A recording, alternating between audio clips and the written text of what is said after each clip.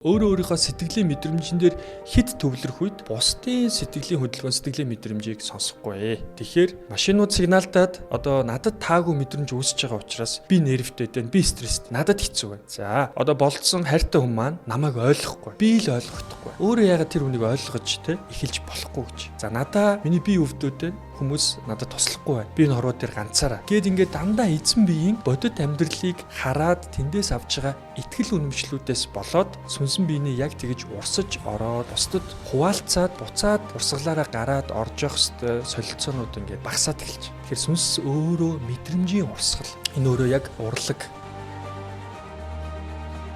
Тэгээ ааваас авч чадаагүй мэдрэмжийг нэг залуугаас авчингууд тэр залуудаа хүүхдлээ дуулдаг. Тэр бүсгүүтээ өгтлээ өөрийгөө үл хайгарч дурладаг, хайрладаг. Ингээд токсик харилцаа үүсгдэг ч гэдэм үү те. Эсвэл шоуц ингээ найз нөхдөсөө мэдрээгүй аз жаргалыг өөр нэг одоо нас тогтцоо байна. Амьдралаас аваад тэгээ шоуц ингээ нэмэр донтолтын мөр хөөгд явчихдаг ч гэдэм үү. Тэгэхээр бид нар хүн гэдэг бол өөрөө сүнсэн биенэрээ мэдрэмжийн амьтан. Тэгэхээр мэдрээгүй шин туршлагуудыг эрүүлэр мэдэрч сурахын тулд өөрөө бид нар сүнсний тэлэлттэй байх хэрэгтэй болчихдог. Сүнсний агшилттай байх юм бол тэр нөгөө агшцсан байгаа цөл шиг ангацсан байгаа мэдрэмжийн орон зай маань жоохон ус тусаахад л тэрнийхээ араас донтолт болгож одоо сэтрүүлж хөөгд байгаа байхгүй. Тэгэхээр нөгөө юм үзээгүй дутуугийн комплекс гэдэг зүйл чи эцсийн үедээ бидний сүнсэн биений амьдралаас дутуу мэдэрсэн таашаал, дутуу мэдэрсэн аз жаргалуудаас болж бид нар дутуугийн комплекс гэдэг зүйлд орноо л гэж хэлдэг. Эмэгтэй хүнийг хүндэлж хайрлаагүй болмоос ингээ асуудалтай байдаг гэсэн амжилтууд богддог. Тэгэхээр эмэгтэй хүнийг хүндэлж хайрлаж тэндээс орж ирэх тэр мэдрэмжийн урсгалыг хэдий ч нэ баяжуулаад эмэгтэй хүнийг амар тайван байлгах те эмэгтэй хүнд дутуу байгаа тэр биений хүч чадал, оюуны хүч чадлыг мэдрүүлэх тусам эмэгтэй хүнд зөрүүлээд сүнснийхээ мэдрэмжийнхээ урсгалыг эрэгтэй хүнд зориулдаг. Ингээд эрэгтэй хүн хэдий ч нэ илүү олон их сурвалжаас, олон их үүсвэрээс тэр нь зөвхөн амаргийн биш нөгөө ээж, эгч, охин, хань гэдэг ийм олон их үүсвэрээс эмэгтэй энергийг буюу сүнсний энергийг аваад байх тусам төдий ч нэ сүнснийх нь тэлэлт нь маш өндөр болно. Ер нь сүнсний агшилт гэж яг юу гэлээд байгаа юм болоо? Ганцаарл байна уу? Эсвэл бол гэмтэл байна уу? Тэ. Тэгэхээр сүнсний агшилт гэдэг нэг юм ойлголт уусаа гараад ирж байгаа л да. Сэтгэл зүйн нөлөөллийг илүү үзүүлдэг юм зүйл байгаа. Тэгэхээр сүнсэн бие өөрөө агшаад ирэхээр за тэр ямар ч хүчин зүйл шалтгаантай байж болно. Өөрийнхөө одоо дотоод сэтгэл хөдлөлийн мэдрэмжэн дээр илүү акцент өгөх эхэлдэг. Тэгэхээр би л тэгээд байна. Намайг хүмүүс тэгсэнгүүгээд те ганцаардсан мэдрэмж, бусдад гомдож тунирхсан мэдрэмж. Ерөөс энэ хорвоо дэлхийн ерөөсөө тухайн өөрөө тэр чигээрөө эзэн биеийн тухайн хүнийх нь эго болж хувирдаг гэсэн. Сүнсэн биений агшилт өөрөө юу явагдаад байна вэ гэхээр мэдрэмжийн агшилт буюу мэдрэмжийн л одоо багасаал гэсэн үг те. Тэгэхээр хорвоо ертөнцтэй бусад хүмүүстэй харилцаа холбоо өөрөө яг жинхэнэ бие буюу хувь хүнийхээ дотоод хүнийхээ гүн гүнзгий мэдрэмжүүдээс холдоод ирж байгаа энэ процедурыг л сүнсний агшилт гэж хэлдэг юм л та. Тэгэхээр сүнсний агшилттай хүн байх юм бол зөвхөн өөр дээрээ төвлөрдөг л гэсэн. Эго центрод буюу бие үзэл дээрээ төвлөрдөг. Сүнсний агшилтын учир шалтгаан яагаад айцтай эготой болоод байна?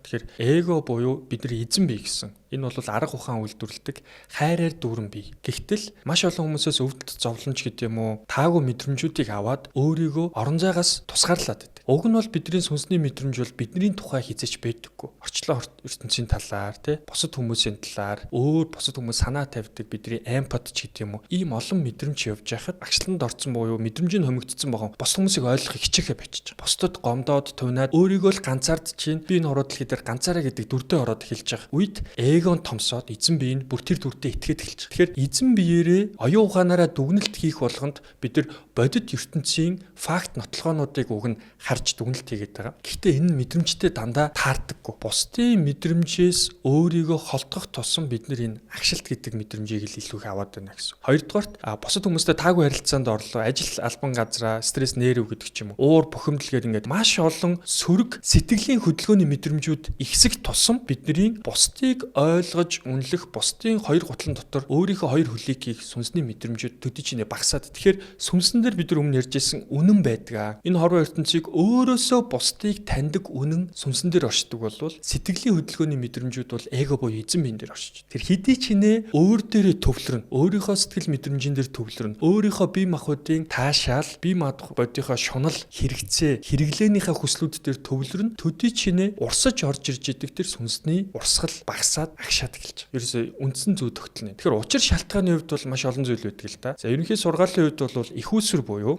анхны гэрлийн энерги эрчим хүчний их үүсвэрээс холдох үед бидний сүнс тэртээ агшиж байгаа. Энэ хүмүүсийг бид нар язгуургүй хүмүүс, газрын гарвалтай хүмүүс, эсвэл одоо язгуур, хувь заяа дор хүмүүс гэж бас янз бүрийн их сурвалж эртний судар бичиглэлүүд төр үлдээсэн байна. За язгууртай хүн гэдэг нь сүнснийх нь дээд тэнгэртэйгээ холбогддог. Тэр их үүсвэртэйгээ, язгуур сүнстэйгээ, хувь заяаныхаа замналтайгаа шууд холбогдсон юм цагаан зураас нь бэж идэг байхгүй. Тэгэхээр тэр хүмүүсийн сүнсний мэдрэмж дандаа нийтийг ойлгоод нийтийн төлөө гэдэг юм үзэлтэй ийм одоо бусад хүмүүсийг дандаа сэтгэл зүрхэндээ өрж авч явах чадaltaй байгаад байдаг. Сүнснийх нь тэлдтэй байгаа учраас. Сүнс нь агшчгаал өөрийгөө л бодоод. За нэгдүгээрх нь бол сүнсний агшилтын нэгдүгээр учир шалтгаан таны асууснаар бол одоо их үүсвэрээс анханасаа холбоо тасарсан байгаа ийм байдал юм а. За дараагаар нь бол хит их биеийн жаргалыг хөөх. Биеийн жаргал одоо секс бэлгийн харьцаа, хит их одоо тансаглал, хит их маникюр, педикюр, хит их нүүр одоо гоо сайхан, гоо үзэмжтэй, дурлал, шунал, хүсэл, хэрэглээ, одоо тансаглал гэдэг зүйлүүд хоолны амт хөөгч гэдэг юм уу. Сахартай ундаа чихэр. Энэ бүгд өөрөө биений 5 амтлах мэдрэхүү хүртгүү мэдрэмж хэдий чинээ их байна. Төдий чинээ 6 дахь мэдрэхүү буюу бидний сүнсний мэдрэмж төдий чинээ дороотж идэг. Тийм учраас бидний өвгдөөс хүүхдийг амтанд сатахгүй, өнгөнд шунуулахгүй,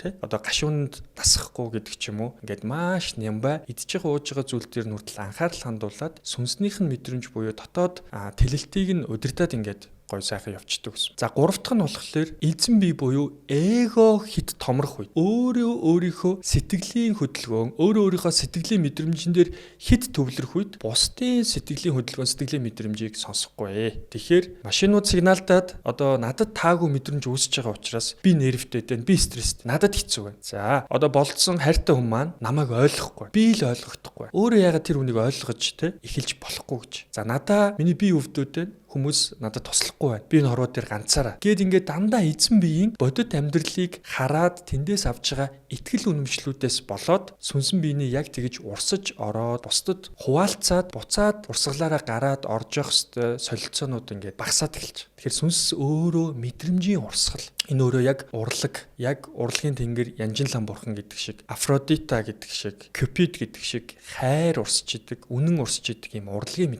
одоо урсгалын мэдрэмж явж байгаа. Гэтэл энийг нь алдагдуулаад бодлоор нэг гоё урсгал ороод ирэнгүүт хайрын мэдрэмж, үнний мэдрэмж ороод ирэнгүүт бос хүмүүсээс таата мэдрэмж ороод таата мэдрэмжүүдийг нь өөртөө оруулчаад таагүй мэдрэмжээс нь өөрийгөө тусгаарлаад идэг. Тэгэхээр эндээс л агшилт үүсэж байгаа юм л. Уг нь бол бид нэр сүнсэн биен дээрээ энэ хорвоо дэлхийтэй нэгэн цул байгаль ихтлгийтэйгээ нэгэн цул бусад хүмүүсийн сүнстэй нэгэн цул байгаад идэг. Зүгээр хэн нүдэнд л өртөхдөө тусдаа өөр өөрийн замаар явж байгаа юм шиг ингэж харагдаад байгаа. Тэгэхээр гурав дахь нь бол хит их эго, хит их эзэн бие бодол оюун ухааны нөлөөллөөр өөрийнхөө сүнсний урсгалуудыг ариун нандин мэдрэмжүүдэд хаачаад байгаа юм тохиолдол гараад байгаа юм аа. За дөрөвдөх нь бол гадаад орчноос орж ирж байгаа бусад хүмүүсийн сүнснээс орж ирж байгаа тэр танин барьж авч чадаагүй мэдрэмжүүд баригдахгүй байгаа шүү дээ, тий? Ойлгохгүй. Нэг л их эвгүй юм болох гээд байгаа юм шиг, ёр татаад байгаа юм шиг, эз татаад байгаа юм шиг. Эсвэл тодорхойгүй нөхцөл байдал байгаа учраас нэг айц төрүүлээд байгаа юм шиг. Эсвэл нөгөө туулж үзээгүй зүйл учраас нэг л давж гарахааргүй зовлонтой юм шиг санагдаад байгаа. Уг чанартай бол тухайн зүйлтэй шууд нүр тулаад даваад гарахад тэр тийм ч их зовлон, тийм ч их хүн дааж давхааргүй зовлон хязэж байдгүй л дээ. Гэтэл бид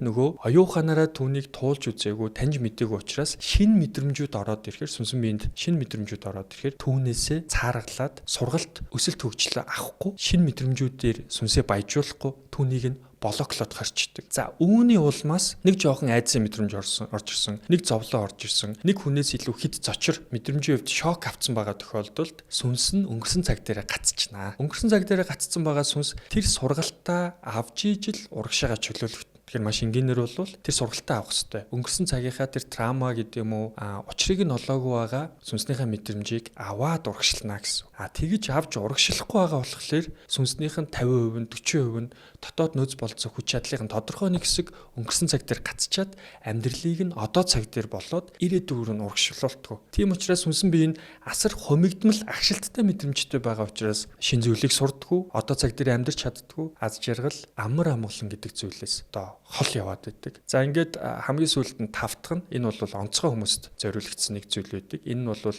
сахиусан тэнгэрүүд эсвэл одоо юу гэдэг бидний өвөг дээдс ийм тэнгэрийн санаа гэдэг зүйлээр зарим нэг хүмүүст онцгой өвдөлтүүдийг олгож өгч идэх хувь тавилан. Тэр онцгой өвдөлтүүдийг сүнсэндээ аваад сургалтуудыг илүү их хэмжээгээр авсан хүмүүс яадаг вэ гэхээр нийт хүн төрөлхтөнд маш том үйл хэрэг хийхээр бэлтгэгдэж гарч ирж байдаг гэсэн. За пенцилинийг нээсэн Флемингээс ахуулаад ерөөсөө тархины хор тавдар, за энэ ургамлын харшилч гэдэг юм уу, ингээд маш олон шинжлэх ухааны Нобелийн шагнал хүртсэн шинжлэх ухааны эрдэмтэд л гэхэд ерөөсөө дандаа ойр тойрны хүмүүсээс хайртай хүмүүсээ алдсан тэр травмагаараа тэр шинжлэх ухааны нээлтүүдийг ямар ч хүнээр хамаагүй олно гэдэг ийм зүйл рүү замрал руу орсон байх жишээ. Мөн асар олон одоо жил зовж исэн сайн удирдагч нар жишээлбэл Нельсон Мандела 27 жил шоронд суусан. Тэгээд сайн цаг, ардчлал тэр өөрийнхөө эрхийг боолгуулах ямар хэцүү байдаг вэ гэдгийг бие сэтгэлээрээ яс цусандаа хүртэл мэдэрсэн учраас тэр Өмнөд Африкийн бүгд найрамдах улсад тэр ардчлал, либерти гэдэг зүйлийг өгч байгаа. Энэ мэдчлэн хүн төрөлхтөнд тодорхой улсууд бусдаас илүү зүйлийг дааж чадах сүнстэй учраас тэр хүмүүс зовлонг туулдаг. Тэгээд энэ нь агшилт юм шиг ихэндээ мэдрэгдэн тэр хүмүүс хувь заяаг зүгтдэг. Тэр хүмүүс өнөөдөр болохгүй байгаа. Яагаад би илүү бусдаас илүү зовх ёстой гэж. Гэхдээ хариуд нь бүхэл ертөнц тэр хүмүүсийн сүнсэн биеийг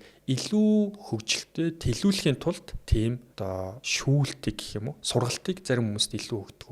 Тэгэхээр сүүлийн ярин дээрээс ямар зүйл тогтол гарч ирж байна вөхөр ерөөсөө танд өгөгдсөн байгаа зовлон болвол танд өгөгдсөн байгаа өвдөлт болвол таны сүнсийг өнөөдөр агшааж болно. Таагүй мэдрэмжүүд төрж болно. Та бүхэл нөхцөл байдалд гүнгэлж гутарч болно. Гэхдээ эргээд энэ зовлон энэ сургалт чинь таныг хинж болгож бас болох юм боломжтой гэдгийг л дүнэлтэнд нь хэлэх гэдэг.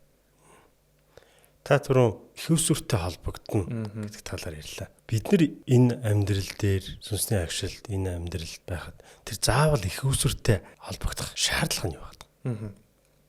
Тэгэхээр бидний сүнсэн бие гэдэг бол өөрөө мэдрэмж, баялаг, туршлагыг мэдэрч авах гээд байгаа, түүгээрээ тэлэх гээд байгаа ийм сав. Тэгэхээр энэ бол зүгээр сав. Сав юугаар дүүрэх ёстой юм гэхээр тэнд цорго нэгдээд ус урсгал орж ирээд тэр савыг дүүргэж бидний мэдрэмж улам сүнсний маань мэдрэмж хурц тэлэлттэй байд. Гэтэл цоргыг хажуул тэр нөгөө сүнсэн биеийн дээрх усны урсгал, мэдрэмжийн урсгал нь хаагдаад эхэлнэ л гэсэн. Тэгэхээр ерөөсөө ээж аав, хайртай дотн хүмүүс энэ нийгмээс бид нар мэдлэг мэдээлэл, үн цэнтэй зүйл, бусад хүмүүсийн үнэт зүйл, сайн сайхан урсгал, амьдралын ад жаргал болон өвдөлтүүд сургалтуудаа авахгүй тэр урсгалууд нь хаагдаад өөрийг орчноос тусгаарлаа суучих юм бол энэ сүнсэн бие ерөөсө тэр чигээрээ агшилтын талбар болж л өрч чаддаг. Тэгээ хатчаад нэг жоохон мэдрэмж авангуудаа одоо юу гэдэг ааваас авч чадаагүй мэдрэмжийг нэг залуугаас авчингууд тэр залуудаа хүүхдлээ дурладаг. Тэр бүсгүүдээ үхтлээ өөрийгөө үл хайхарч дурладаг, хайрладаг. Ингээд токсик харилцаа үүсгдэг ч гэдэм үү те. Эсвэл шоуц ингээ найз нөхдөсөө мэдрээгүй аз жаргалыг өөр нэг одоо нас тогтцоо байна. Амьдралаас аваад тэгээ шоуц ингээ нэмүр донтолтын мөр хөөгд явчихдаг ч гэдэм үү. Тэгэхээр бид нар хүн гэдэг бол өөрөө сүнсэн биен дээрээ мэдрэмжийн амьтан. Тэгэхээр мэдрээгүй шин туршлагуудыг эрүүлэр мэдэрч сурахын тулд өөрөө бид нар сүнсний тэлэлттэй байх хэрэгтэй болчиход байгаа. Сүнсний агшилттай байх юм бол тэр нөгөө агшцсан байгаа цөл шиг ангацсан байгаа мэдрэмжийн орон зай маань жоохон ус тусаахад л тэрнийхээ араас донтолт болгож одоо сэтрүүлж хөөгд байгаа байхгүй. Тэгэхээр нөгөө юм үзээгүй дутуугийн комплекс гэдэг зүйл чи эцсийн үндэ бидний сүнсэн биений амьдралаас дутуу мэдэрсэн таашаал, дутуу мэдэрсэн ад жаргалуудаас болж бид нар дутуугийн комплекс гэдэг зүйлд орноо л гэж хэлгээд. Сүнсний агшилтын шинж тэмдэг. Ерөөсөө уурлал нь, уцаарлал нь, уур бол хоёр дахь сэтгэлийн хөдөлгөөн. Анх дахь сэтгэлийн хөдөлгөөн дандаа сэтгэл хангалуун, тайван бус, ямар нэгэн бодлороо буюу оюун ухаанаараа эзэн биеэрээ эгоогоороо би тийм зүйлд хүрэх ёстой гэдэг өөрөө тавьцсан өндөр хүлээлт. Гэхдээ тэрэндээ хүрч чадаагүй. Эсвэл бусдад тавьсан өндөр хүлээлт тэрэндээ хүрч чадаагүй байна. Гэтэл яагаад өндөр хүлээлт тавигдаад байна вэ гэхээр сүнсэн бие өөр анханасаа тэрийг үннээр нь тухайн хүнийг ч юм уу өөрийгөө үннээр нь олж хараагүй учраас тэр дунд зай үсээд тэр зайнаас л өвдөлт орж ирээд. Өвдөлттэй байгаа сүнсэн бие хизээч одоо тийм таатай, жаргалтай байхад бас хэцүү юм байна л да. Тэр сургалтаа авч иж тэр өвдөлт рүүгээ гүнзгий орж иж өвдөлтөө ухамсарлаж таньж тэр сургалтаа авсны дараа дроос нь нөгөө булаг усны цутгалан гэдэг шиг уг нь үнэн урсаад, хүч урсаад ингээд яваад сүнсэн биенээс. Гэтэл тэр сургалтаа авахгүй бол өөрийгөө хүчлээд тэр мэдрэмжээ дарчаад урагшлаад байх тусам уур бухимдал, жинхэнэ үнэн буюу бодит байдлаас бид нар хэдий ч энэ хоол байна. Наана сүнс хэдий ч энэ агшилттай байна. Наана төдий ч энэ уур бухимдалтай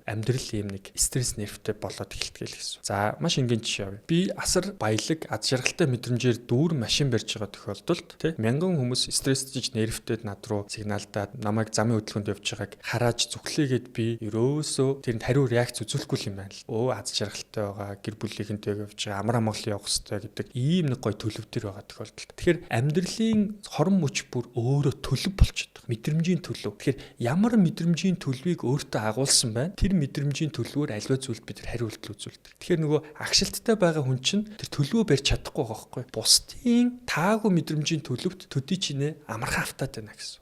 Өөрөө баялаг мэдрэмжийн төлөвтэй, амар амгалан мэдрэмжийн төлөвтэй байгаа хүн ажил нь бүтэн, амгалан байна, амжилттай байна, бүтэн байна. Ашиг орлого нь тэр урсгалаар орж ирээл. Тэгэхээр эцсийн дүндээ бид нар энэ агшилт гэдэг зүйл рүү орохгүй төлөвөө барьж сурах нь маш чухал болчих. Тэгэхээр энэ сүнсэн төлөв буюу өөрийнхөө амар амгалан төлөвөө урсгалаа барьж сурахын тулд одоо мэдээж маш их тэлэлтийг хийн. Ингээд энэ өөрөө сүнсэн төлөвийн урсгал бидний мэдрэмжин дээр байж лээдэг. Гэтэл нэг жоохон алдаа гаргаад доошлоход өөрийгөө зэмлээд эхэлдэг. Чи яагаад тэгж байгаа? Өөрт чинь уухгүй л байсан шүү дээ гэдэг ч юм уу те. Тэгээ өөрийгөө эзэн бие буюу оюун ухаанаараа дүгнэлт хийгээд өөрийгөө доошлуулах тусам сүнсний төлөвүүд алдагдаад эхэлж. Тэгэхээр дагаж нөгөө гаргасан жоохон алдаан дээрээ бити өөрийгөө буруутгал та, бити өөрийгөө зэмлэлтэй, өөртөө хайртай байл та. Мэдрэмжиндээ хайртай байл та. Яг уу алдаа гаргасан байлаа. Гэтэ тэр бол бидний сүнснийхээ мэдрэмжээр барьж аваад ойлгочхол сургалт. Тэрэн дээр заавал өөрийгөө ч тэр буруутгаал, хамт гарсан найз нөхдөд, хамтдаа аз жаргалтай мэдрэмжүүдтэй хуваалцсан найз нөхдөж буруутгаад ч гэдэг юм уу те. Эсвэл хэн нэгэн жоохон алдаал үз тэрэн дээр нь бусдыг буруут. Тэгэхээр бусдыг буруутгаад зэм яваад байна гэдэг чинь бид нар үннээс хол байгаа байхгүй. Хайргүй, нэгэндээ жоохон хайргүй, өөртөө хайргүй байгаа юм шинж. Тэгэхээр нэг жоохон гаргасан зэмлэл болгон дээр бусдыг болоо өөрийгөө буруутгах гэж байгаа бол бид нар жинхэнэ агшилттай байдлаар цэвэр оюун ухаанаар, цэвэр логикоор нөхцөл байдлыг хараад байна. Тэгэхээр энэ л маш аюултай. Мэдрэмжин дээр алдаа гаргасан ч гэсэн, ялагдчихсэн ч гэсэн, гаднаас асар их сөрөлттэй нөхцөл байдал орж ирж байсан ч гэсэн тэр амар амгалан төлөв, амжилтынхаа төлөв дээр оршиж чадахгүй байгаадаа бидний одоо их үүсрүүдээс холдсон сүнс агшилттай байгааг нь л гадаад хэлбэр шинж гэсэн. Тэгэхээр ийм баг чадахгүй учраас л уур бухимдал нэрв цөмөрчлөө сэтгэл санааны цөмөрчлөө гэж яригадаад байгаа. Тэ. Одоо тэгээд яг яах ёстой вэ те? Яах ёстой. Тэгэхээр мэдрэмж ингээд баригдаад агшцсан байгаа. Бүх зүйл оюун ухаан дээр ирсэн, стресстэй, амьдрал тулаад ирсэн. Ингээ агшилттай байгаа. Тэгэхээр сүнсэн бие өөр агшилттай байгаа тохиолдолд тэнд нөгөө амжилт, ур бүтээлч чанар, хайр сэтгэл, жинхэнэ үнэн гэдэг зүйлүүд хол байгаа учраас бид нар түүнийн дээрээ өөрсдөө тэлтэй ижиж л гарч ирнэ. Тэгэхээр яаж гарч ирэх юм бэ гэдэг чинь маш чухал асуулт. За бид нар болвол өөрсдөө энэ нөхцөл байдлаа хүлээн зөвшөөрнө гэх юм уу? Одоо хамгийн ихэнд стресстэй бол байгаа байдлаа хүлээн зөвшөөрнө. Би ийм байж болохгүй, би ингэх ёстой гэхээсээ илүү одоо хүлээн зөвшөөрнө. Сайнтай, муутай танд буюу таны эзэн биед таалагдж гин үү? Таны сэтгэлийн хөдөлгөөнд таалагдж гин үү? Таалагдахгүй байна уу? Бүгдийг хүлээн зөвшөөрдөг. Тэр дотроос гарч ирээд байгаа уур бухимдлуудыг. Тэгэхээр эрэгтэй хүн ч хүлээн зөвшөөрөх хамгийн хэцүү юм байна л да. Бид нар нервтэй л байдаг, стресстэй л байдаг. Тэгэхээр хүлээн зөвшөөрч чадчихна гэдэг чинь өөрөө маш их хүч юм байна.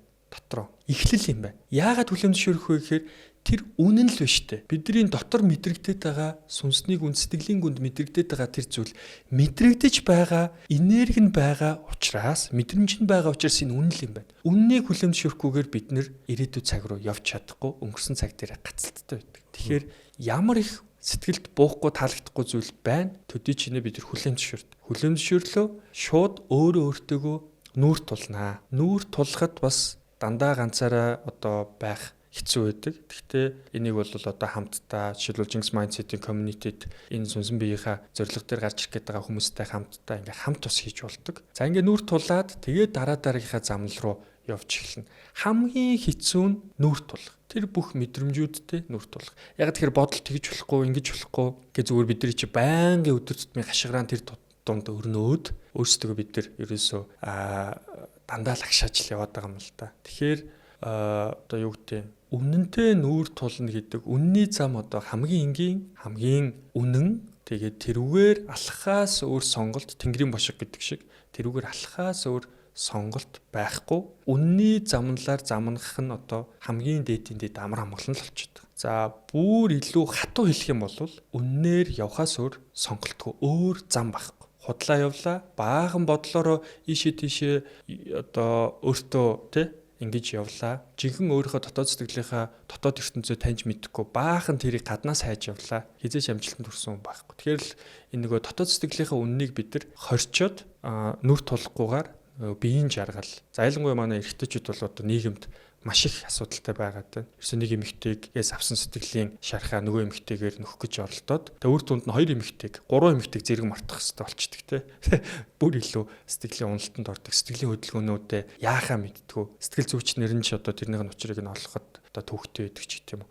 Тэгэхээр өөрөө бид нэр дотоод хүний хувьд хүчтэй байна, хүн чанартай байна, сүнсний тэлэлттэй байна гэдэг үл ерөөсөн үннийг л хүлцэж хүлээн зөвшөөрөх. Тэр үнэн гэж юу гэлээд байгаа юм гэхээр таны дотор мэдрэгдээд байгаа тэр бодиттой мэдрэмжийг хүлээн зөвшөөрөх асуудал. Хаанаас эхлэх нь эндээс л эхэлнэ. Өөр ямар ч арга байхгүй. Сая эрчүүд асуудалтай байна гэж тайллаа. Эрчүүдийн хувьд хаамж сүнсэн биений агшилтыг зэгцлэх, засах аргачлал танд юу вэ? Байгаль ихээс саяаснаар, орчлон уруугаас саяаснаар эрэгтэй хүн бол эзэн биенийх нь энерги буюу арга ухаан нь илүү мэдрэмж нь угаасаа эмэгтэй хүнээс 7 дахин дутуул гэж эртний судруудад үлдээсэн байдаг. Угаасаа сүнсэн бие нь эмэгтэй хүнээс ээжээсээ болон эхнэрээсээ болон охтуудаасаа тэр сүнсний тэлэлтийг авч явах ийм л одоо хувь тавилантай хүмүүс, эрэгтэй хүмүүс гэдэг бол. Тэгэхээр ерөөсөө эмэгтэй хүнийг хүндэлж дээдлэх тэр их үүсрүүдэд онгойлгох гэсэн үг. Тэгэхээр ээжтэйгээ гомдсон, ээжтэйгээ асуудалтай. Эсвэл ханитайгаа асуудалтай. Эсвэл эмэгтэй хүмүүс нагц авга эгч нартайгаа асуудалтай. Ийм байгаа тохиолдолд эрэгтэй хүнд сүнсний тэлэлтийг боломжвол эцсийн дүндээ маш их бага болоод ирдэг. Тэр надад ч гэсэн юм асуудал байсан. Эмэгтэй хүнийг хүндэлж хайрлаагүй болмоос ингээ асуудалтай байдаг байсан. Амжилтууд богддог. Тэгэхээр эмэгтэй хүнийг хүндэлж хайрлаж тэндээс орж ирэх тэр мэдрэмжийн урсгалыг хэдий ч нэ баяжуулаад эмэгтэй хүнийг амар тайван байлгах те эмэгтэй хүнд дутуу байгаа тэр одоо хүч чадлыг биений хүч чадал, оюуны хүч чадлыг мэдрүүлэх тусам эмэгтэй хүнд зөрүүлээд сүнснийхээ мэдрэмжийнхээ урсгалыг эрэгтэй хүнд зориулдаг. Ингээд эрэгтэй хүн хэдий ч нэ илүү олон их сурвалжаас, олон их үүсвэрээс тэр нь зөвхөн амаргийн биш нөгөө ээж, эгч, охин, хань гэдэг ийм олон их үүсвэрээсээ эмэгтэй энергийг буюу сүнсний энергийг аваад байх тусам төдий чинээ сүнснийх нь тэлэлт нь маш өндөр болно. Тэр сүнснийх нь тэлэлтэд дагаад баялаг, амжилт, үнэн болоод бусад бүх одоо амьдралын супер ур чадрууд нь дотроос нь нэгдэд явдаг ийм л нэг үр. Тэгэхээр маш олон эрчүүд маань энэ нийгэмд одоо эмэгтэй хүнтэйгээ хосын харилцааны асуудалтай байгаа учраас энэ асуудлуудаа давж чадахгүй ингээд эцэл байдалд ороод идэг. Тэгэхээр өчигдөр бас би нэг подкастэнд орж байхад бол ярьж исэн. Эрчүүдийн ерөөс амин орлогын шилтгаан хань ажилтайгаа муудалцаал. За ертөнцид дууслаа, гэр бүл дууслаа гэж амин орлцдог гэдэг те Монгол эрчүүдийн хувьд бол. Тэгэхээр ерөөсөө энэ асуудал дээр бол эрчүүд тэр сүнснийхээ сорсос салгаараа за мэдрэмж дуусчлаа гэж амьдралдаа цэг хатгах гэж бодож зүрхэлдэг юм байна л да. Тэрийн сэтгэл судлалын маш олон одоо судалгаанууд дээр ч тэр датан дээр ч тэр мэдрэмжийн дээр ч тэр эрэгтэй хүн бол ерөөсөө эмэгтэй их үүсвэртэйг л холбогдох хэрэг. За энэ дээр холбогдох юмгууд бас асуудлууд гарна. Бидний сүнсэн биений хамгийн цөм хэсэг болох дотоод хүүхд гэдэг ойлголт байгаа. Буюу багаасаа хорвоо ертөнцийг харж авсан мэдрэмжүүд. Тэрэн дээр дийлэнхтэй эмэгтэй хүнээс авсан айдас, ээжтэйг харилцаа муу байгаа айдсууд байх юм бол тэрийг ойлгох нь чухал. Бас л хүлээн зөвшөөрнө. За хувь тавилангийн ямар нэгэн замналаар би нэг ийм нөхцөл байдалд төрж өсчихжээ. Тэгэхээр одоо би энийг одоо бодит үнэнд нь төхүүлээд миний энэ амьдралдаа туулсан амьдралын маань туршлага бол зөвхөн миний л амьдралын туршлага. Тэнд жаргалтай нь үнэн байхаалгүй, зовлонтой нь 100% бусдыхтай таарахгүй. Зөвхөн бидний л нөхцөл байдал таарна. Хүн болгоных таарахгүй учраас 100% үнэн биш гэдэг. Гэтэл сүнсэн дээр үнэн байгаа дотоод мэдрэмжүүд нь баялаг өссөн байгаа, амжилттай байгаа. Тийм одоо хайр ивэл дунд өссөн. Тийм хүмүүсээс суралцах хэрэгтэй. Үннийг авна. Үннээр явцсан тийм гайхалтай эмгтээчүүдээс суралцсан. Тэр хайр ивэлийг нь хүртнэ л гэсэн. Тэх нь бол өөрөө хамгийн богино хугацаанд бөгөөд шилдэг арга. Сүнсний агшилтанд орсон ойр дотны хүмүүстэй бид нэр яаж тусалж чадах вэ? Уусаа маш хэцүү байлт гэдлээ. Ойр дотны хүмүүс мэдрэмжээ нуучдаг. Яг өөрийнхөө сэтгэл хөдлөлийн мэдрэмжэн дээр гомдоод тунаад ингээд эхэлдэг. Тэгээ энэ бол маш хэцүү кейс. Байгаагаар нь л тэр ганцаардсан байгаа, зовоод байгаа тэр байгаагаар нь л хүлээн зөвшөөрөх. Яаж байгаагаар нь хүлээн зөвшөөрөх вэ гэхээр тэр хүн яагаад тийм нөхцөл байдалд орчвоо гэдгийг бид нар сүнсээрээ мэдрэхийг хичээнэ л гэсэн мэдрэмжээр. За явлаа. Тэ хань маань нэг сэтгэл зүйн хувьд ганцаардаад тунаад эхэллээ. За ажил дээр ямар нэг асуудалтай болсон юм уу? Тухайн хүний амьдралын баяр баясгалангийн их усрууд нь юу лээ? Аль нь хаагдаж боогдов? Тэр нь юун дээр нь одоо асуудал үүсв? Ямар одоо урсгалууд нь хаагдаад энэ асуудал үүсээд байна. Эсвэл энэ өөрийнхөө бодол оюун санааныхаа мунхаглалаас, мэдхгүйгээс, чадахгүйгаас болоод өөрийгөө боогоод байна. Ер нь бол эцсийн нүндээ тухайн хүн өөртөө саад болчихдээ. Хүндлэнгөөс бидний хийж чадах зүйл бол тухайн хүнийг байгаагаар нь хүлээмжшүүрэх. Янз бүрийн одоо тухайн хүнийг байгаагаар нь хайрлаж хүлээмжшүүрж, үннийг нь таньж хүлээмжшүүрэхгүй учраас бид нэр дүр үсгээд чи тийм байх хэвээр, эхнэр хүн юм байх хэвээр, эр хүн бол чи ингэх гээд шаардаад байгаа нь өөрөө тухайн хүний сүнсэнд нь тусал нэмэх байдгаа гаднаас илүү их шахалтыг үзүүлж байна. Уг нь тухайн хүний сүнсэн биенийхэн савнд юу лээ? Урсгал, мэдрэмжийн урсгал дүүрж орж иж байгаа хэвээр юм байна л да. Тэгэхээр тэр урсгалыг нь одоо нэмэгдүүлэх цорын ганц арга нь бол байгаагаар нь хүлээмжшөөрөөд өөрийнхөө сүнсэн биеийг дэвсэж өгөх ийм л зүйл байна. Тэгэхээр бидний хүүхдэд сэлдэг. Эхлээд бол ухаанаараа сүгдчихгөө, дараа нь бол асуудал өөрөө зэгцрээд явдаг. Ухаанаараа сүгдэнэ гэж юу гэлээд байгаа юм гэхээр сүнсэн биеэрээ тухайн мэдрэмжийг хүлээмжшөөрнө гэсэн. Үнэхээр бидний хань хайртай хүмүүс юм бол мэдрэмжийг нь хүлээмжшөөрөөд яагаад бид нэр хамт байж болохгүй гэж те шахаал шаардаад ажил хэрэг ч юм уу, үйл хэрэг ч юм уу босод зүйлүүд дээр бол анханасаа ярилцсан зүйлүүд дээр шахах шаардах те ийм зүйлүүд байдаг. Яг нөгөө өрх бүлийн харилцаан дотор шахаж шаардгаар бол илүү тухайн хүний сүнс нь хүлээмж зөвшөөрөгдөхгүй байгаа гэдэг мэдрэмж хайртай хүмүүсээс их усрөөсөө аваад байгаа учраас улам холдоол улам ганцаардаад идэг. Ийм л зүйл. Тэгэхээр эхлээд тэр мэдрэмжийг чинь холбогдохын тулд ойртуулахын тулд хүлээмж зөвшөөрдөг гүүрээ тавих хэрэгтэй л гэсэн. Бид нэр сүнсний агшилтаас гарсны дараа яг юу болох юм бэ? За сүнсний агшилтаас гарна ч гэдэг ойлголт одоо юу гэх юм блокуудаа тайлсан л гэсэн. Эзэн биенийхээ буюу эгонийхөө тухайн сүнсний урсгалуудыг хаагаад байгаа блокууд хүүгнээс эсвэл өнгөрсөн амьдралын зарим нэгэн дурсамжуудынхаа тэр мэдрэмжүүдийг ойлгоод блокуудаа тайлсан. Блокуудаа тайлахаар их усруудаас буюу сүнсэн бие рүү асар их урсгал орж ирээд бид нар амьдралыг илүү хүчтэйгээр туулах ирээдүр рүүгөө чиглүүлэх нөгөө Чингис майндсет гэж яриад байгаа ирээдүйдээр хүсэж байгаа өөрийнхөө хувь тавилан дээр гарч ирэх, хувь тавилангийнхаа замнал дээрээ гарч ирэх хүчнүүдтэй болж. Сүнсний агшилт бол өөрөө санамсаргүй байдлаар ирдгүү биднийг илүү өнгөрсөн цаг руугаа ороод улам их сүнснийхаа урсгалуудыг олон болгооч. Одоо сэлэнг мөрөн болооч. Туул голыг нэгтгэж, орхон голыг нэгтгэж, олон тэр одоо хангаан нуруунаас, хинтийн нуруунаас урсаж орж иж байгаа голуудыг өөртөө нэгтгээд тэгээд байгаль нуур болооч гэдэг л ийм зүйлийг хувь тавилангийн замналаар яваад байгаа. Тэгэхээр анханасаа бид нар энэ хорвоо дэлхий дээр дутуу, сүнсний мэдрэмж ч юм уу, хөгжөөгөө дутуу ингээд ирсэн байгаа шүү дээ тий. Тэгэхээр амьдарч ийж энийгээ баялагаар аз жаргалтай болгож дүүрэх л ийм хувь зохиолтой байхгүй. Тэгэхээр хүн болгоны тэр амьдарч ийж дүүргэх хувь зохиол нь өөр хүслээр нэг амьдралын хугацаанд 75 жилийн хугацаанд бүгдийг нь дүүргэж чадахгүй учраас зарим нэгнийх нь урлагаар, зарим нэгнийх нь үйл хэрэгээр, зарим нэгнийх нь бусдад тусалж, зарим нэгнийх нь энэ хорвоо дэлхийд алдар цууга мандуулж иж дүүрдэг ийм мэдрэмжтэй байна. Тэгэхээр ерөөсөө бүх агшилт, бүх өвдөлтүүд яаж ирж гэнэ вэ гэхээр бүх бохимдлууд эцсийн нүдэ биднийг үнэн зам буюу сүнсний зориг замнал дээр гаргаж ирэх л цомд юм аа. Таны хувьд сүнсний агшилт ямар утга учиртай вэ? За миний хувьд бол сүнсний агшилт орж ирээд уур бохимдол төрөөд шууд барьж аваад одоо нүр тулаа суудаг л та. Тэгээ шавнартайгаа одоо ингээд суун. Тэгээд юу болох вэ гэхээр юунаас болов? Энд миний таньж мэдэх заавал таньж мэдэх шаардлагатай маш том үнэн байна. Миний орхигдуулж өнгөрөөгд байгаа үнэн байна. Хэрвээ энэ үннийг би таньж мэдэхгүй бол босгож ирж байгаа энэ олон хүмүүст одоо сайн сайхныг түгэе гэдэг энэ замналтаа дутуу тоосохтой өрөх гээд байна. Тэгэхээр дутуу тоосгон гараад ирчлээ гэдээ бүр баярлаж хүлээж авдаг гэх юм уу. Тэгэхээр түүнийхээ учрыг хэд хоногоор ч хамаагүй суугаад олно. Гүнзгий орно, сүнсэн биеэрээ учрыг олно, дурсамжууд руу орно, мэдрэмжүүд рүү орно, судлан тэ. Ингээ асуудлыг тодорхойлцсны дараа тэндээс маш том зөвлөд урсгалууд орж ирдэг. Маш их энергийн их усруу, маш их мэдлэгийн үнний одоо их усрууд орж ирдэг. Тэгээд түүгээрээ баяжаад за ажил явахгүй байсан, эсвэл амжилтын хувьд нэг ингээ гаццсан байсан бүх юмны гэд хөшүүргүүд нь тайлагдж байгаа юм шиг болдог л дээ. Ингиж бид нэр хувь тавилангийнхаа замыг өргөн болгодог. Замналаа. Хөөхий бидний хувь тавилан чинь яг өнөөдөр тэлхгээд бид нар үргэлж мэдрэмжээр хувь тавилангийнхаа замналыг өргөн болгох руу тэмүүлж идэг боловч яг нөгөө өөрөөсөө л болоод өөрийнхөө хэд хэдэн ойлгоогүй байгаа үннүүдээсээ болоод сүнснийхаа одоо сул мэдрэмжүүдээсээ болоод тэр хувь тавилангийнхаа замыг өргөдгөх хүчээ боочоо сууж байгаа. Эцсийн нүндээ асуудлыг шийдэж чадахгүй байгаа, замнал дээр гарч чадахгүй байгаа бүх зүйл бид нэр өөрөөс нь болж идэг. Харин ертөнц universe өөрөө биднэрт тэрийг гадаад ертөнцөөр хүмүүсээр мессежүүдээр дамжуулаад бидэрт үргэлж өгж идэг боловч бид нар түүнийг одоо хүлээж авч түүнтэй өөр төрлийн ажилд сураагүй л байгаа юм л та.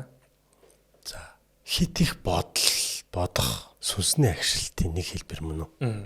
За бодол гэдэг бол өөрөө бидний итгэл үнэмшил буюу эзэн бие өнгөрсөн цаг үеэс нэг мэдрэмж аваад сэтгэл хөдлөлийн мэдрэмж аваад тэрхүү сэтгэл хөдлөлийн мэдрэмж нь итгэл үнэмшил болж үлдээд дурсамжинд итгэл үнэмшлэлээс бодлоо төвөрч идэг. Хүмүүс муу, хүмүүс сайн, амьдрал өөрөө сайхан, амьдрал өөрөө муухай гэд бидний зүрх сэтгэлийн өнгө болоод бүх зүйлийг хочж идэг л та бодол. Энэ бодол өөрөө яа гэм гэхээр бодогдоол байх тусам тасралтгүй бодогдоод унтраахгүй байх тусам бидний жинхэнэ үнний мэдрэмжийг л сүнсийг хааж боогоод хэрчиж хувааж идэг. Зарим хүмүүсийн бодол бол ингээд энчэнэ зангирчаад хажууд байгаа хүмүүсийн мэдрэмжийг одоо тасалж идэг. Жишээлбэл нэг ах байна л та. Хүүхдүүд нь гэртээ ингээд амар хөвгчлөлт хайпи онгод л ажлынхаа асар их нэрв бодлоор хажууд байгаа жаргалтай хүмүүсийн мэдрэмжүүдийг нь тасдж идэг. Эхнэрийнхээ ханыхаа мэдрэмжүүдийг тасдж идэг. Эсвэл нэг ээж байна л та. Төрийн албанд ажилласан. Тэгээд одоо юу гэдэг амьдрал бол алаа юм байна. Амьдрал бол нэг араас нь хутгалдаг юм байна гэдэг мэдрэмжүүд дээр байгаа хүн гэртээ орж ирээд нялх үрсийнхаа мэдрэмжүүд аз жаргалыг тасалж хайж байгаа. Тэгэхээр энэ нийгмээс авж байгаа итгэл үнэмшлүүд, өвдөлтүүд бидний бодлын тойрог, сэтгхүүн тойргийг бүрэн эзэмдэх үед бид нэр тэрхүү сүудэр, тэрхүү үеийн үрээ эргэн тойронд байгаа хамгийн хайртай өөрөө их усруу болгож явж байгаа одоо үр хөвгтүүд захирал бол байгууллагынхаа ажилтан соёлд нь ингэж тусааж байгаа. Эцсийн дүндээ өнөөдөр манай төр засагт байгаа хүмүүс бидэрт сүудрийг тусааж байгаа нь бидний амьдрал юм аа. Тэгэхээр төрийг өөрөө монголчууд төрийн минь ивэл удирдгчнэрийн минь хаадуудын маань сүр сүлд ивэж байх болтугай гэж өрөөж ингэж өргөлөө өргөдөг байсан цаанаа бол тэднэр маань одоо өндөр түвшинд хөгжөөд сүүдэр багтай бодол нь биш одоо тэдний маань сүр сүлд сүнс нь ивэж байх болтугай гэдэг ийм л зүйл байгаа маш энгийн. Тэрнээс ч тэр нөгөө хий үзэгдэл ч юм уу их хааны онгод тэнгэр сахиус шүтэн гэдэгтэй бол төдийл хамаарахгүй л гэсэн. Тэр бид нар өөрсдөө хэдий чинээ тухайн зүйлсийг таньж мэдэж хүлээн зөвшөөрнө, сүдрүүдэд таньж мэднэ, бусдад л түүнийг халтаах нь багасч байгаа. Тэгэхээр бодол бол өөрөө бидний сүдрийн маань хөл байна гэсэн. Бидний энергийн хар их усүр сайн бодолтой хүн одоо гэрэл нь яваад идэг. Муу бодлынх нь одоо юу нь хөл нь бас бодол нь болж байна гэсэн. Сүнс агшихтаа суралцж байдаг юм уу? Суралцах, сургалт нь ирчиж байна гэсэн үг. Хүн болгон сүнсний агшилт уур бухимдал нерв тунд суралцж чадахгүй байгаа. Сургалт нь ирчээд байгааг ойлгочих юм бол суралцаад эхэлнэ л гэдэг ийм зүйл байхгүй. Тэгэхээр бидний амьдралд сүнсний агшилт ирж байна гэдэг чинь тэрний ард дагалдаад бодит амьдрал дээр бэрхшээл байна, зовлон байна, өвдөлтүүд орж ирж байна. Тэгэхээр тэрнтэй бидний дотоод сэтгэл үнэнгээрээ бид нар нүүр тулах сургалтаа авах л нөхцөл байдал ирчиж байгаа. Тэгээд суралцаад хэдий хурдан суралцаад ирэх нь бидний одоо сэтгэлийн чин зориг өөрийн сүнсний мэдрэмжээс шалтгаална гэсэн. Өөрийн бодит амьдралтай хэрхэн хандж байгаа хандлагаас шалтгаалж байна л гэдэг ийм зүйл. Хүнийг хайрлаад байвал сүнсний агшилтаас нь гарах боломжтой юу? Хайр өөрөө оноогүй тохиолдол байдаг л да. Хэд нэлцгааруулсан хайр, тойрсон, ахуйн шинжтэй хайр, тижэл, тэтгэлгийн шинжтэй хайрууд. Жинхэнэ хайр бол сүнсийг харилж байгаа хайр. Сүнснийх нь мэдрэмжийг нь өгөх, сүнснийх нь мэдрэмжийг нь дүүргэж өгөх, ухааруулж, ойлгуулж, сурах процесс, сурах аргачлалыг нь өдөөж өгөх. Тэгэхээр жинхэнэ хайраар хайрлах юм бол тухайн хүнд бид нар маш их тусыг өгнө. Харин эзэн бие буюу оюун ухааныг нь хайрлах, бие махбодыг нь хайрлах, иймэрхүү тижэл тэтгэлгийн шинжтэй хайрууд бол тухайн хүний урдуур нь ороод нөгөө бодит амьдрал сүнсэн биенийхээ мэдрэмжтэй үнэнтэйг нүүр тулах процессоос нь улам л урдуур нь дундуур нь зай үүсгэхэд тухайн хүнийг хойшлуулад идэг. Тэгэхээр эцэг эхчүүд, хань ижил, үр хүүхдүүдээ бид нар хайрлж ийнгээд тэтгээд байгаа нь сайхан боловч яг жинхэнэ хайр буюу сүнсэн бие хувь заяаныхаа замнал дээр гаргаж ирэхийг хүсэж байна уу? Хайртай бүсгүйгийнхээ, хайртай залуугийнхаа карьерийг хувь заяаныхаа чин сэтгэлээсээ хүсэж байгаа зүйлийг нь дэмжиж чадж байна уу? Ээж аавынхаа чин сэтгэлээсээ хүсэж байгаа тэр нэг багахан хүслийг нь дүүргэж чадж байна. Өөр хүүхдүүдийнхаа тэр хүсэж байгаа, тэмүүлээд байгаа тэр сүнснийхэн туршлагуудыг бид нэр хуваалцаж тэрийг нь дүүрэх боломжийг нь олгож өгч чадчихна уу? Энэгээр жинхэнэ хайр хэмжигдэн л гэсэн үг тий. Тэгэхээр хүн бусдыг хувь тавилангийнхын замнал дээр гаргаж ирж байгаа бол жинхэнэ хайрхгүй. Ерөөсөө том ялгад. Тэр сүнсийг нь хайрлаж байгаа. Мэдрэмжийг нь хүлээн зөвшөөрч үннийг нь тэтгэж байгаа тэр хайр. Тийм учраас л их хаан жинхэнэ хайраар хүнийг хайрлаж байгаа учраас тэр дөрвөн хаан хөвгүнийг их хаан болтолгож бэлтэж байгаа. За Чингис хаан 350 түшигтэй байсан гэдэг. Тэгэхээр Монгол төрийн дараагийн хойч үеийг 350 хүнийг коучлоод дасгалжуулаад Монгол төрийн тэр их Монгол улсын төрийн аппаратыг бэлдэж өгснөөр тэр төрийн аппарат нь Чингис хааныг өнгөрсний дараач Чингис хаанаас илүү сайжруулж ажиллаж чадчихсан байгаа. Зөвхөн нүүдлийн соёл иргэншилтэд монголчуудыг засаглаад зогсохгүй хойч үеийнхаа сурын соёл иргэншилтэд хүмүүсийг ч гэсэн засаглах хэмжээнд хөгжиж боловсрч явж исэн байгаа. Тэгэхээр хувь тавилан сүнсийг нь хайрлах энэ л ухаан бол бидний өвгдөөдсөн хамгийн нандин олдор байгаамаа. Сүнсний агшилтай холбоотой таата мэдээлэл хуваалцсан танд баярлалаа. За талархлаа.